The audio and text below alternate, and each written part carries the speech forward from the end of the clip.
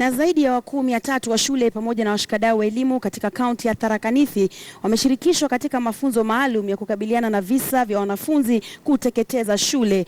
Mafunzo haya yanatukia huku zaidi ya shule 60 za upili zikiteketezwa katika sehemu mbalimbali nchini Kenya. Tatizo hilo limekuwa sugu na hata wiki hii waziri wa elimu Dr. Fred Matiang'i alibuni jopo la kuchunguza mambo yanayowachochea wanafunzi kuteketeza shule miongoni mwa mambo mengine yanayohusiana na utovu wa nidhamu.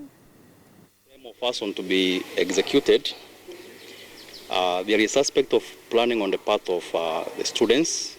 You know, day one they are planning, day two they are raising funds to go and purchase fuel, day three they are going ahead with their planning, and this information is not really getting to the school management, the administrators. Kuna hiyo kesi ya businessman mwenye anauza cake, amebake na unga na bangi.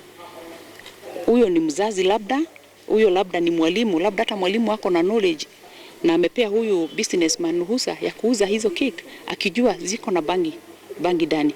Kwa hivyo kwa ufupi ni jukumu ya kila mmoja wetu.